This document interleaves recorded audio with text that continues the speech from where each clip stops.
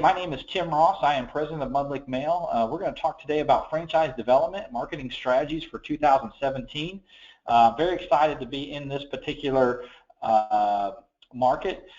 Just a little bit of information for some of you guys who don't know me. My name is Tim Ross. You see a nice little picture there of me. Hopefully it doesn't scare some of you guys off. We work with thousands of customers all over the United States and Canada. My particular company does direct mail. We're going to be talking not a whole lot about specific marketing tactics, but we're going to get into some detail. But just so you kind of understand who I am, a lot of 75% of my business is repeat customers. We've grown very rapidly over the years. We'll do probably about 44 million in sales this year. And a lot of our growth has been in that franchise arena, and so I really want to talk to you about how we have worked with franchisors in growing franchise business, and also how we work with franchisees and things that are important to you guys that are essential really to being successful in this particular arena. So this is a little bit about me, but we're going to go ahead and get started. So I want to thank everybody for attending. These are some franchises just to kind of give you an idea who the different kinds of people we work with. This is just a handful of the different franchises that we do business with. What I have learned early on, and so I started a company about 8 years ago, really out of the side of my house. I've got about 40 employees now, and like I said earlier, we're going to do about probably 44 million in sales. You know, the critical growth element for me really is recently getting in, as we've gotten into this franchise arena. It's building systems for folks in the arena, and then being able to find quality people that maybe want to be a franchisee. And so we're going to talk a little bit about both sides of the fence. We're going to talk about things that a franchisor can do to lure people in to purchase a franchise, and we're going to talk a little bit about things that franchisors can do to make yourself different and more exciting to be a part of by a franchisee when they're looking in. What are they looking at? Mudlick spends a lot of time marketing on both sides of the fence. We'll work with franchisees or franchisors to help grow the sales of their franchisees, but we're also helping franchisors figure out how to grow their business, right? And there's some real tangible things that we can do to make sure that you guys do stand out in the crowd. So I'm going to go ahead and get started. The discussion topics that we're going to focus on today is really getting buy-in to grow your unit count. So we're going to talk about improving validation. That's all about the numbers. Directory participation, how are people finding you? What's important where to be found? And some online and offline channel strategies. All those are things that can help you grow both internally and externally. So we're going to jump right into improving validation. Now I want to start with a real important topic, training programs and opening support. So it's like, why are you talking about marketing strategies? Why are we talking about some of this operational stuff? Well, what we found over the years is for you to get folks excited about wanting to be a franchisee in your organization, it's all about structure. So when you're building a marketing strategy, whether you're using a digital strategy, whether you're going to a convention, whether you're using direct mail, you know, the things that undoubtedly come up are who's your key person, who are you trying to obtain, who are you trying to go after. We've got folks that are looking for retired military, corporate folks that have a certain net worth, that live in a certain geographical area. And so when you're talking about how do I grow my franchise business where I need to bring in franchisees, you know, some of the things that are really important that we need to use as a marketing company to market you is, what does your structure look like? Do you have a detailed operations manual that talks about the items that you see on this slide?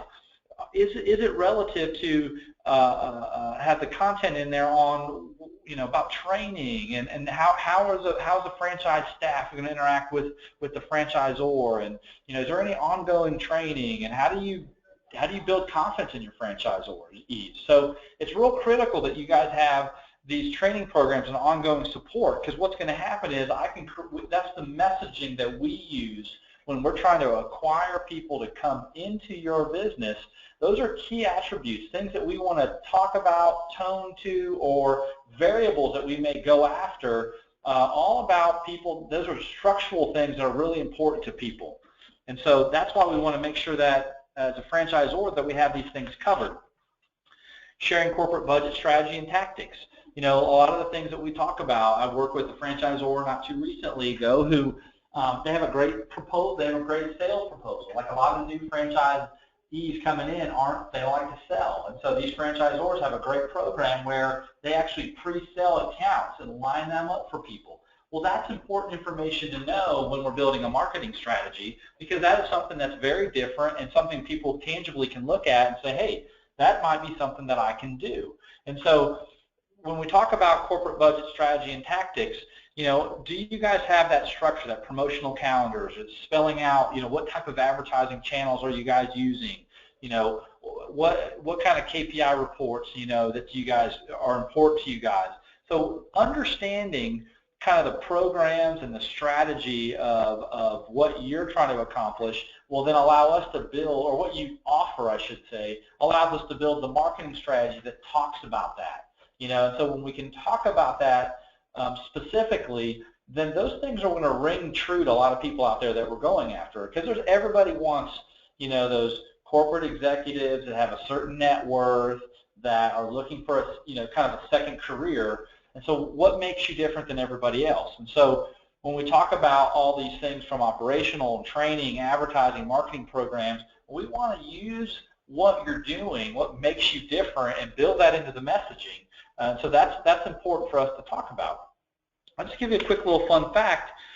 Businesses spend about $45.2 billion on direct mail. Now, I bring that up because I've had a lot of people ask me, you know, gosh, how do we target people?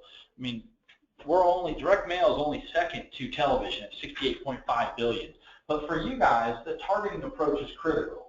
And some of you guys, it's convention. Some of you guys, it's in, like us, in the IFA, and so you get into certain affiliate magazines. Some of it is, it could be direct mail. A lot of it's online. There's email. So what I wanted to basically point out here is the strategy you're using, are you able to target the type of people you're looking for? And then is there a way for you to track it and measure it? You know, when we talk with customers about how do we market their franchise, you know, we're asking them a lot of detailed questions about some of the slides that we just went over to really get to know how they operate. And then from there, it allows us to build kind of a strategy on how we're going to attack and grow and go after future franchisees. And so very important that you guys diversify and really understand what marketing channel and tactic would work best for you. And all that typically falls into what specific types of people are you looking for, and the tactic you're using, what's the likelihood of that person actually receiving that message. You know, and that's the trick there. So let's talk about quality of products, services, and systems. So as a franchisor, do you guys have a way to do feedback? Do you have some kind of an online or offline forum where you can gather information and insights on what makes a certain franchise or a franchisee better than another one? You know, what strategies can you implement company-wide? You know, are there other concerns or feedbacks, things that once documented you can share with potential franchisees to encourage them to come over to your franchise? So the goal for us is there a communications pathway internally to avoid pitfalls, and to then also make sure that things that are going really good, the positives, are ones that everybody's doing. And then the same thing on the customer feedback. How are your franchise? A lot of franchisees struggle with growth because they don't understand how to handle and to collect customer feedback, or to make sure the reviews online are strong, or to make sure, you know, that they have a presence online, they have a website, they understand review process, they understand how to fix customer complaints that could turn into a BBB complaint. And so as a franchisor, everything that your franchisee does is going to come back on you, good or bad. And so having them understand how to handle customer feedback on their side is just important as internally you guys being able to have a program and a communication pathway internally. As I move on to financial health, again, what we want to make sure is we're transparent about our health of our company. For us, when I work with different franchisors, one of the key things is, you know, what is our growth potential?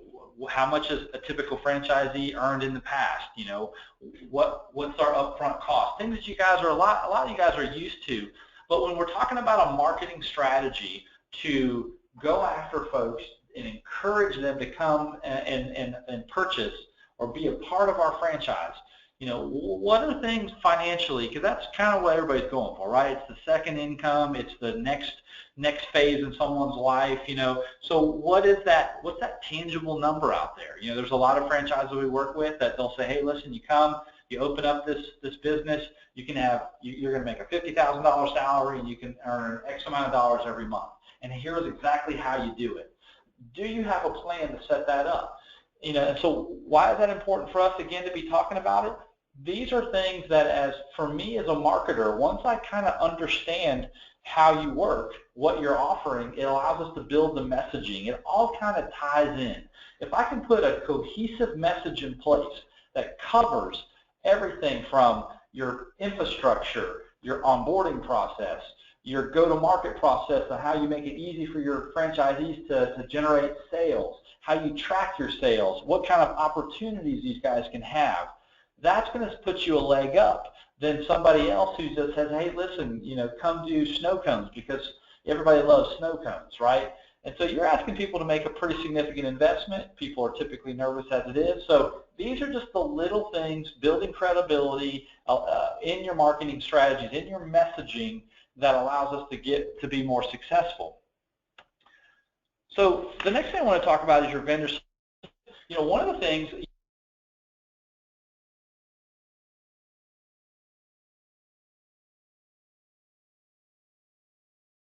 really great people, and one of the things I think is real critical is what the franchisor have to offer a franchisee. The built-in systems and the processes really are what I found in talking to all these guys. And they were from big gyms that had 150, 200 gyms to people that had 900 stores in the automotive industry or 150 in optical. We've kind of gone through the gamut. But who do you select as your vendors? The vendors that you're selecting, you know, are they the people? And again, a lot of the folks that I encounter probably start anywhere between, you know, 20 and 30 units to maybe 250, 300, right? There's a big chunk of franchisors in that little group there. So your vendor selection, who your partners are super critical. And so for me, I've really identified 5 key areas that every franchisor should be dealing with when you're talking about who you want to make as a preferred vendor or a partner, or somebody who can make you better because it makes your franchisees make money, which makes you better. And again, these are the 5 key areas. Marketing is one of them. Do you have somebody who understands the marketing and what, you know, their role is in helping grow that business geographically? Are they able to provide weekly updates, share key performance indicators and data for you? You know, there's nothing more than working with a marketing company that can't track or measure or hold themselves accountable. And so for me, those are keys. We're a data company that just happens to do direct mail versus a direct mail company that happens to do data. You know, for us, all the decisions on where we place a store, how many people came in on this particular campaign, what was the offers, how much money came in, how many were new customers, existing customers, all that stuff should be tracked. Listening to phone calls, where again we move into operations. How can your vendors help you operationally? So when you guys select people to be partners with you, and I work with a lady named Reese Sutherland. I don't know if some of you guys know. She's worked at multiple. She's kind of a franchisor for hire type person, COO. She's a great lady.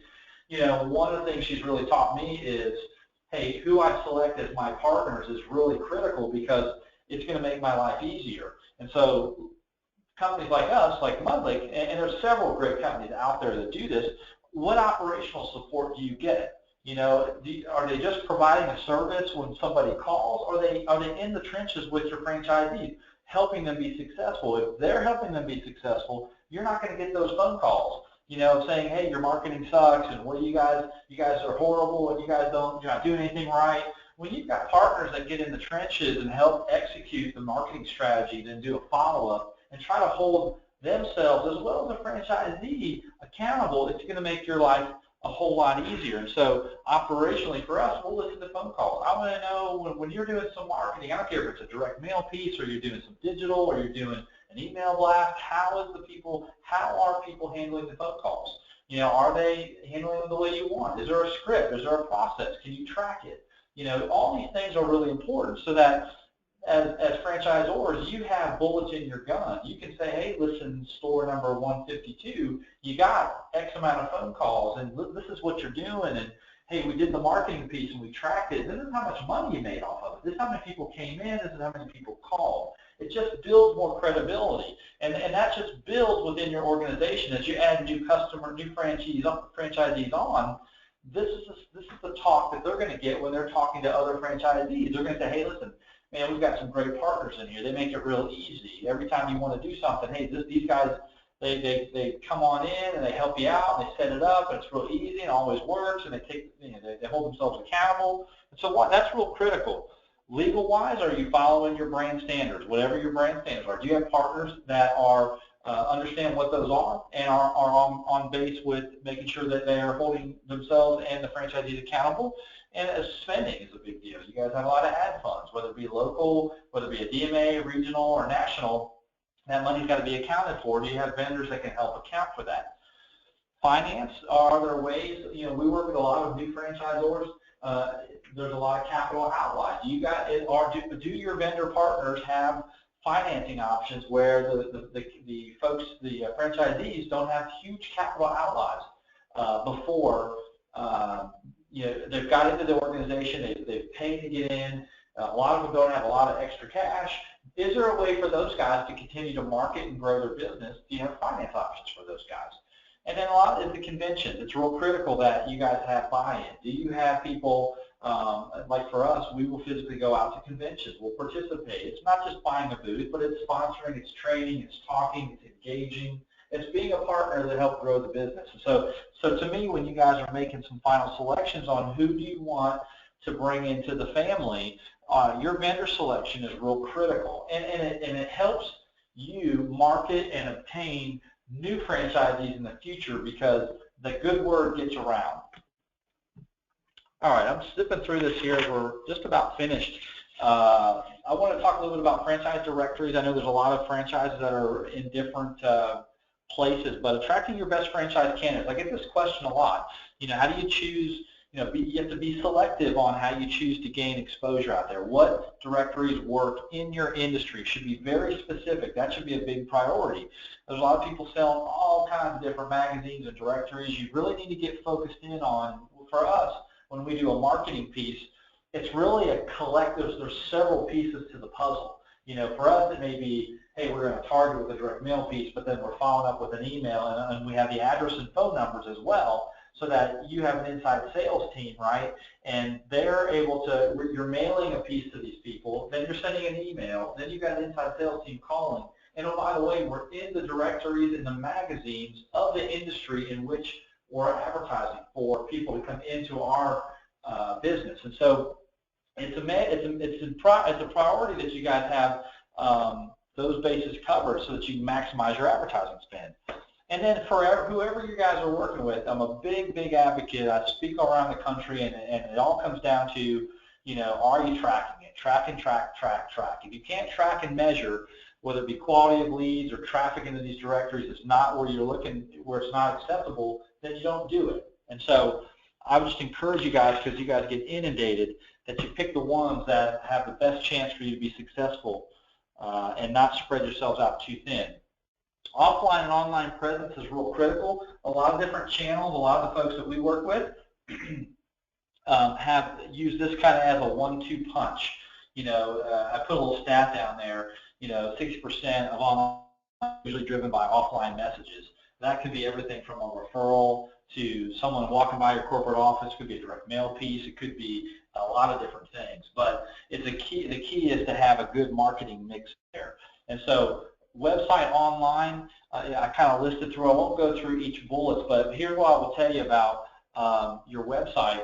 Do you have landing pages or places where these people are coming to? So if you're using direct mail, you're using email, you're using whatever marketing channel you've decided, when they go onto that link, what do they see? You know, like if you're going after retired military folks to come in who have a certain net worth geographically in your area, and you think those guys would be people that would be good opportunities or good prospects to buy into your franchise, does it make sense for them just to land on the home page? It's just kind of like this really typically overwhelming bulk of information type page, or does it make more sense that they land on a landing page that maybe has pictures of a couple military guys and people shaking hands, and maybe they're by the franchise building, or what I mean? So it associates those kind of people with a similar message they find online. And so with your online message, the key is, are you creating these landing pages so that when people land on it, they're very interested, and you can convert those people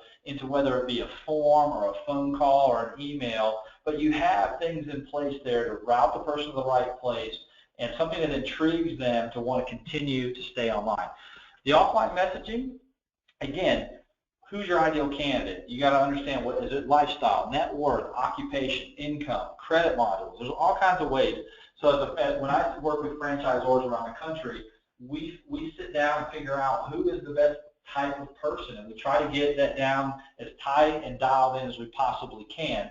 So what I want to share with you on that way, it doesn't have to be direct mail. On anything you do offline, ask questions, figure out how you can dial it down to really, really specific.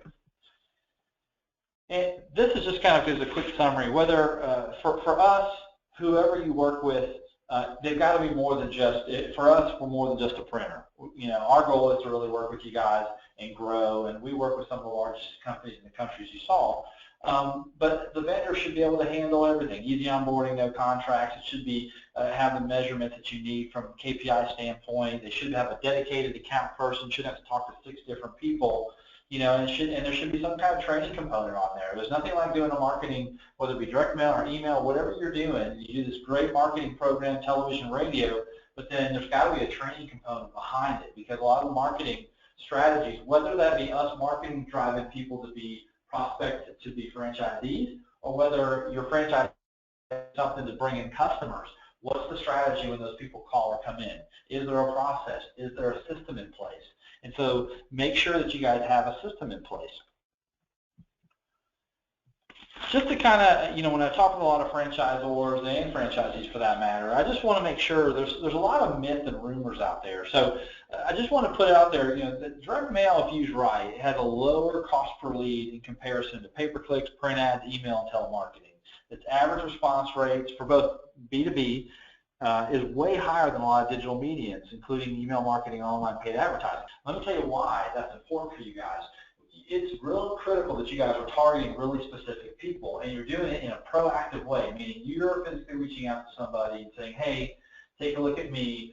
This is something I think you might be interested in, or this is a business I want you to come, we want you to, whether you're in automotive repair, or whether you're optical, or whether you're a Great Clips or something, a restaurant, hey, we want you to come here. We're doing I'm working with the gentleman over at Bennigan's to try to get some new folks into that store. He's launching, Paul, great guy. He is launching his restaurant out of Panama Beach, Florida. And a really great guy, just a great person, but it's all about messaging. What do we want his customers to think?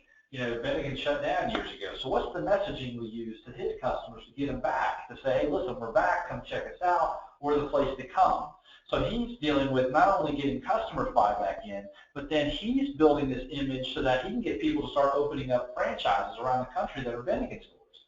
So what kind of image do we portray to our customers that would make somebody say, man, I'd like to own a place like that? And so this is where, again, by targeting the right person, you can really get a good response, and it'll actually do a lot better than a lot of the different other verticals that are out there. I just want to put a quick little, we had a case study where we worked with a company called Wise who wanted to do some marketing. So we did 115 stores. We had some great results. I'm not going to get into the details of the results. It was a great return on investment. All that talks about the response rate, win back. What I wanted to share with you is that this is less about the results. They're great results. We're very happy about that. It's more about working with vendors that have the ability to build reports that can share and measure stuff like this. It's hard to know where you're going if you can't kind of measure where you've been.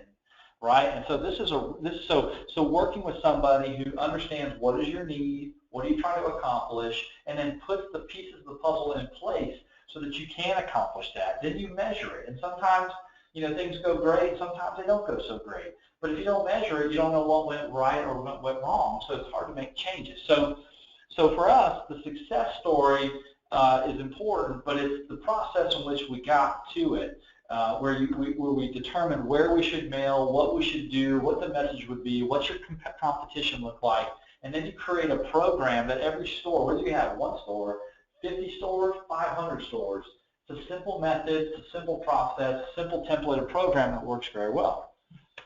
Well, that is all, guys. That's a lot of information. To cover, I tried to cover both sides of the fence here. I wanted franchisees, franchisors to kind of understand ways to market your business. There's a lot of different things out there that can work. There's a lot of things that don't work. And then I also wanted to stress the importance of your partnerships with your vendors and making sure that if you guys were trying to help your individual stores grow, that there's real specific people that do a great job, and I would hold vendors like us accountable to make things happen for you. So what I'm offering you guys too, if anybody wants to learn more about, I have a lot of information on the mudlickmail.com/franchise page.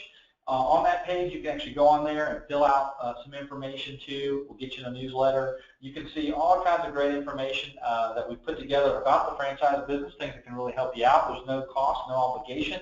If you want some more information, we're working with a lot of shops where we're investing $9,000 in free direct mail with some shops to help them get started. Folks who haven't used direct mail, or maybe they did and it didn't go so well, a lot of times it's how it's worked, how you use it. And so I'm willing to sit down and talk with you guys and share not just that strategy, but the overall strategies that we work with all over the country. It's a mix of direct mail and other marketing tactics. Please just you give us a call. You can go online, fill out that information, send it to us, and we appreciate your time. So anyways, it's been 30 minutes. I promise I'll keep you short and tight. I appreciate everybody coming on board and hanging out with me. Please give me a call, shoot me an email, go online, get some more information. I'd love to talk with you guys more. Hope this was enjoyable, and I appreciate your all's time. Have a great day. Thank you.